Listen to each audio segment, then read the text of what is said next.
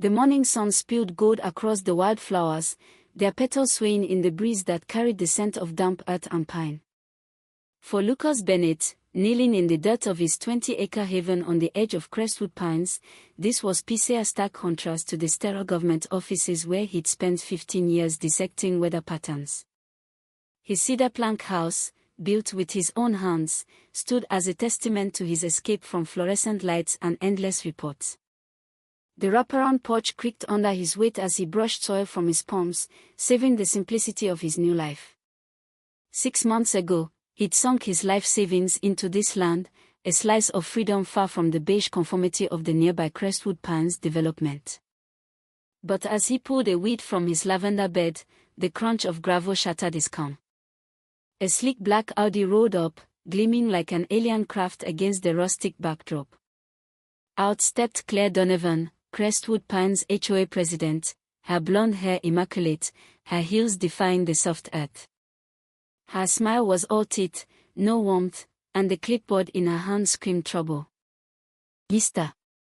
Bennett," she said, voice syrupy but sharp, "I'm Claire Donovan, HOA president. We need to discuss your property's non-compliance." Lucas stood, wiping his hands on his jeans, dirt smudging the denim. He sized her up, polished, authoritative, used to winning. "My land's private, Ms. Donovan. Always has been." Her smile tightened as she flipped through her papers. "Your house would, not brick or stucco, violates our standards. And this garden." She waved at the wildflowers with disdain. "Too chaotic. You have 30 days to comply, or face fines and legal action." She thrust a packet at him, thick with rules and contractor lists. Lucas took it but didn't look at it. "This property's been independent since the 1800s. I checked the deed." Claire's eyes narrowed, her facade slipping to reveal a calculating edge. "When we expanded our boundaries last year, your land fell under our jurisdiction. Compliance isn't optional." She turned, heels clicking on his porch steps, then paused. "Don't make this harder than it needs to be." As her car vanished in a dust cloud, Lucas noticed something odd, a rusted pipe jutting from under his porch, its cap etched with age. It looked ancient, out of place, like a relic from another time. His gut said something about it felt significant. The next day, hammering jolted him awake. Outside, 2 men in work vests drove red stakes around his garden, their surveying gear marking his land with clinical precision. Claire wasn't wasting time. Over the next week, her campaign intensified. Notices appeared on his door: $50 for tall grass, $100 for non-conforming oak trees casting shadows over an alleged easement, $75 for his hoses, improper storage. Contractors trimmed his trees, reaching over his fence. Inspectors prowled at odd hours, citing vague safety concerns. Each citation was a jab, death by paperwork, designed to break him. Claire's genius lay in her narrative. Every notice preached community harmony, painting Lucas as a rogue threatening property values. His 20 acres, he realized, were prime real estate, 50 potential house lots for her expansion dreams. The isolation stung most. His neighbor, Martha, an elderly widow who'd once shared pie, now avoided him. "I was told not to get involved," she muttered, glancing at the HOA office. Claire was turning Crestwood Pines into her personal fiefdom, and Lucas was the enemy. Digging near a survey stake, he unearthed a marker: water control, 1893. His pulse quickened. Beneath it, a valve wheel, worn but intact. Prying open the iron cover, he found a shaft leading to a steady valve, the sound of water rushing below. He turned it a quarter counterclockwise, then walked to the creek behind his land. In minutes, the flow stopped, leaving a dry bed of stones. Reversing the turn restored it. His hands shook as he covered the valve. This wasn't just a release, it controlled the creek-feeding Nathan Donovan's sheep ranch, 1,500 animals dependent on Lucas's land. At the county clerk's office, he confirmed it. His deed included grandfathered water rights from 1893, untouchable by modern law. Claire's fines were petty compared to this power. The next morning, Nathan's truck pulled up. "Creek went dry for 15 minutes yesterday," he said, worry creasing his brow. "Notice anything?" Lucas shrugged. "Maybe a beaver dam." Nathan nodded, but his unease lingered. "Those sheep drink a lot." Claire's next move was catastrophic. At dawn, a bulldozer roared, its blade tearing into Lucas's garden.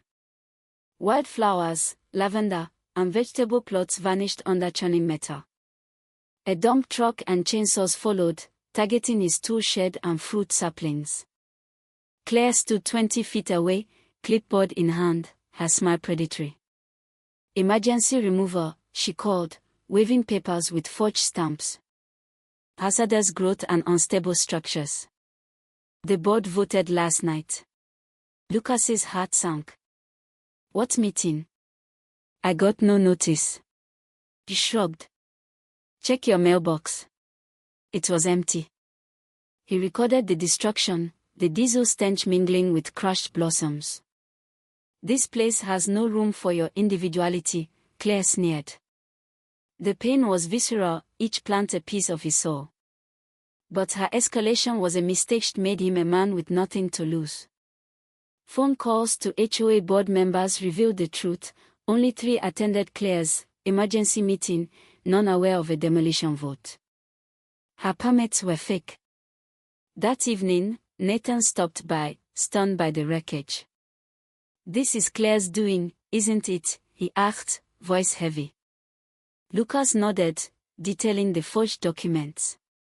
Nathan's face darkened. Lucas decided to fight back. He drafted a letter to the HOA board, outlining Claire's illegal actions and warning of his water rights. He hand-delivered copies, each drop a spark in Crestwood Pine's tinderbox. At his property's edge, he erected a sign, "Historical Water System Rights, 1893." Stakes marked the valve's perimeter. Cars slowed, whispers spread. "If it's real, we are on a water bomb," one neighbor muttered. Claire's response was unhinged. She arrived with a crowbar, tearing down the sign in broad daylight. "Unauthorized signage," she screamed. Lucas recorded it. "That's documented in county records," he said calmly. "Want me to call the sheriff?" She stormed off, but her fury betrayed her fear. Claire called an emergency HOA meeting, framing Lucas as a water supply extortionist. He prepared meticulously, maps, photos of the destruction, and a portable pump to demonstrate the valve's power. The community center buzzed with tension, residents packing the room for a showdown. Claire opened with a rehearsed speech, vilifying Lucas as an outsider threatening their way of life. But her confidence wavered as Lucas stood, spreading maps showing his land as the Willow Creek watershed's control point. "I didn't threaten," he said. "I informed the board of my legal rights."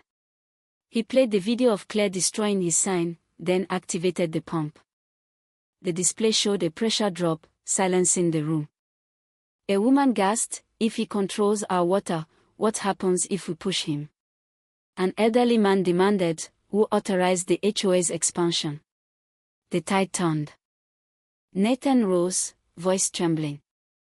"Claire, you lied about this being for property values. You're risking my ship, my livelihood."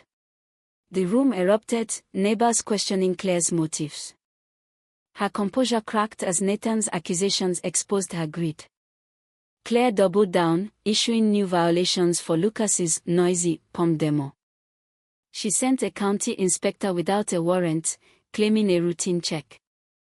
Lucas called the sheriff, forcing them off his land. That night, he made his final move. Under darkness, he opened the valve cover, the rush of water a heartbeat in the earth. One turn stopped it. The silence was deafening. At the next HOA meeting, as Claire droned about landscaping, Lucas texted Nathan, "Check your creek." Minutes later, Claire's phone bled with Nathan's panic.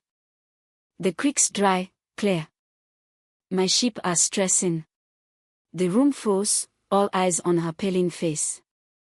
Lucas entered, voice steady. Your harassment put Nathan's livestock at risk. I control the water. A resident shouted, is this real? Can you shut us off? Claire stammered, her authority crumbling. Nathan burst in, dust-covered, pleading. Turn it on, Lucas. My sheep are innocent.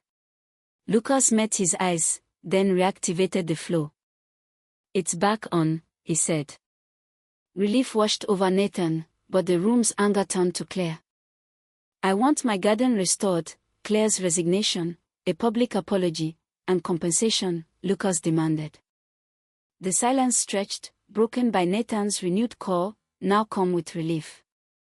The board voted, Claire resigned, a restoration fund was set up, and Nathan stayed to rebuild trust. Claire fled town, her marriage and reputation in ruins. Lucas and Nathan grew close, replanting the garden with sheep manure and sharing dawn coffee. The creek flowed, no longer a weapon but a bond. As Lucas sat on his porch, the sunrise glinting off new wildflowers, Nathan arrived with cheese from his flock. You saved my sheep with one turn, he said. Lucas smiled, the valve beneath his land a silent guardian. Justice, like water, had found its path, slow but unstoppable, carving through Claire's tyranny to restore peace.